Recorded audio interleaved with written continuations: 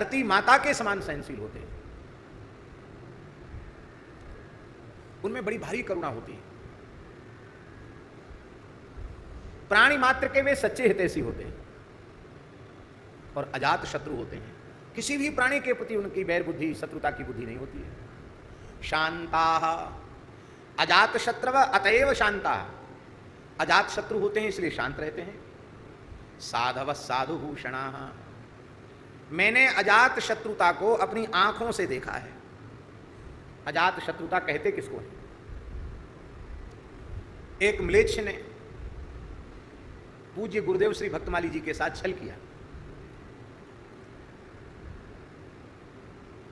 छपाई का काम करता था और महाराज जी ने छपाई का कुछ उसकी विकट परिस्थिति, गरीबी हालत देखकर, काम देकर उस पर कृपा करने के हिसाब से कोई छोटा काम उसका व्यवस्थित हो जाए, बड़ा हो जाए, महाराज जी ने उसको सहायता की। भक्तमाल छप रही थी और वो ऐसा विचित्र आदमी कि वो पैसा लेता रहा महाराज जी से। अभी काम कुछ नहीं किया, पैसा लेता रहा।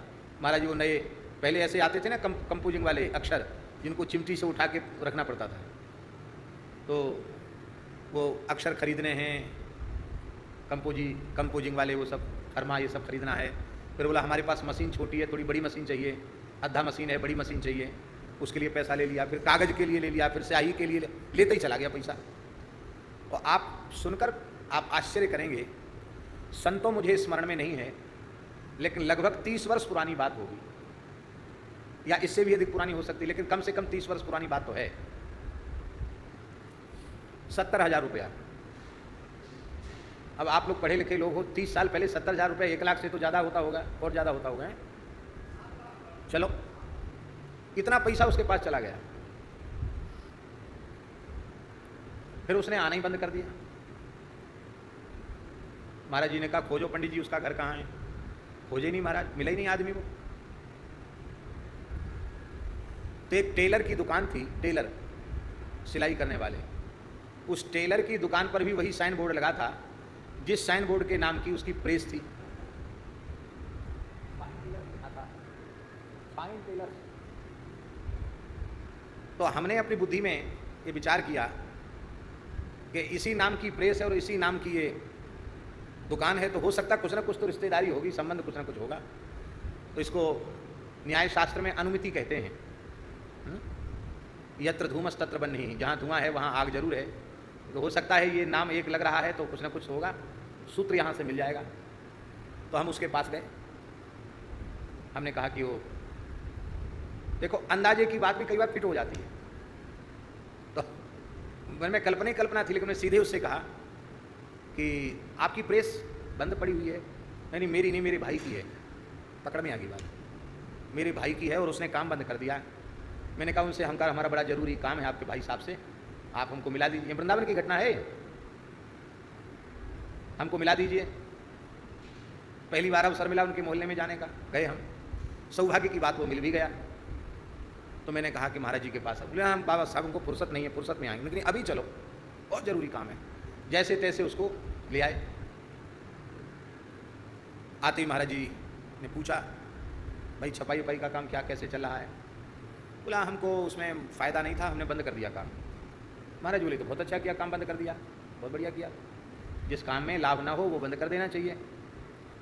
पर हमारी छपाई का क्या होगा? बोले आपकी छपाई आप जाने। तो महाराज जी ने कहा कि जो पैसा हमने दिया था आपको, वो इतना सुनते ही क्रोध में भर गया वो, और सीधी बोला हमको बेईमान साबित करते हैं, हमको चोर साबित करते हैं, मेरा आपका कोई लेन देन बकाया नहीं, छपाई का काम शुरू नहीं हुआ, लेना देना क्या। लो साहब, ऐसी परिस्थिति में क्षुब्ध हुए बिना कौन नहीं रहेगा। आप अपने छाती पे हाथ धर के देखो। महाराज जी ने डायरी निकाली और किस तारीख को हमने क्या दिया वो उसमें महाराज जी ने दिखाया। उसको देखो, ये तारीख वाई तारीख लिखा है, अमुक चीज़ के लिए आपने अमुक राशि दी, अमुक चीज़ के लिए अमुक राशि ली, और इसका टोटल ये है। बोला आपकी डायरी, आपकी कलम, आप जो चाहो सो लिख लो, मैं उसका जिम्मेवार थोड़ी हूँ, और आइंदा मुझे परेशान नहीं करना।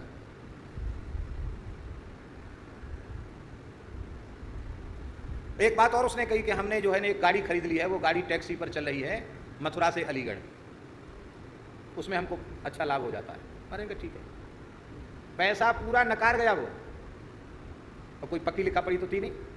महाराज जी ने तो सहज विश्वास से डायरी में देते गए तो लिखते गए। ऊट पटांग बोला महाराज के सामने, उनके क्रोध दिखाया, जाने क्या क्या बोला महाराज जी के लिए। और जब जाने लग गया तो महाराज जी उसका नाम लेकर बोले, अमुक साहेब खाली हाथ मत जाइए, कुछ प्रसाद लेके जाइए। तो एक दोना में सुदामा कुटी में बाल भोग में चना श्याम भोगी बनती, तो एक दोना में जिसको मसूसा कहते हैं, उबले हुए छोंके हुए चना, वो एक दोना चना दिए और 2 बूंदी के लड्डू उस पर रख करके दिए, बोले प्रसाद ले जा। जब वो चला गया तब हमने महाराज जी को कहा कि ये तो बेईमानी कर रहा है, ये दुष्टता की चरम सीमा पार कर रहा है, वो ऊट पटांग बोल के चला गया। तो आप हंस रहे हो, मुस्कुरा रहे हो, आप इसको उल्टे प्रसाद और दे रहे हो कि खाली हाथ न जाओ, प्रसाद लेके जाओ। महाराज जी बोले, देखो पंडित जी, धन के कारण बड़े बड़े विवेकी विद्वानों के मन में भी लोभ पैदा हो जाता है और वे लोभ के ही कारण पाप कर्म में प्रवृत्त हो जाते हैं। यह तो बेचारा सामान्य आदमी है, गृहस्थ है, धन के कारण बुद्धि बिगड़ गई तो इसमें कौन सा आश्चर्य है। अपने क्रोध करके अपना ही अनिष्ट करेंगे, इसका क्या बिगाड़ सकते हैं।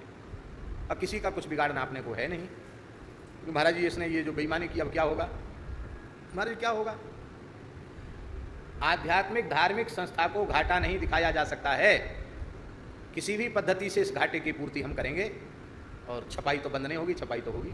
दूसरी प्रेस को महाराज जी ने भक्तमाल दी और स्वयं ही उनके पास संग्रह नहीं रहता था, पर कहाँ कहाँ से कैसे कैसे व्यवस्था करके महाराज जी ने वह राशि अपनी ओर से व्यय करके भक्तमाल छपाई। यही कथा पूरी नहीं है शर्मा जी, और आगे सुनो। थोड़े ही दिन बाद उसकी गाड़ी एक्सीडेंट हो गई, एक आदमी मर गया, बीमा नहीं था गाड़ी का तो कुछ मिला भी नहीं, गाड़ी जब्त हो गई, लेने के देने पड़ गए, हवा भी शायद खा आए भीतर वाली। और फिर फटी हाल में रोते हुए वही व्यक्ति पुनः महाराज के सामने उपस्थित हुआ और वो भी मेरे सामने रोते हुए उसने कहा कि बाबा साहब, सूरज कोई करे थू तो का होएगा, वाके मोड़े पर ही थूक पड़ेगो। आप जैसे संत को मैंने जो कहा उसका दंड मुझे मिल गया और अब मैं तबाह हो गया हूँ। घर में खाने को नहीं है, बच्चे भूख के बिलबिला रहे हैं, घर में चूल्हा नहीं चेत रहा है। बाबा मुझे माफ़ कर दो और मुझे कोई काम दो।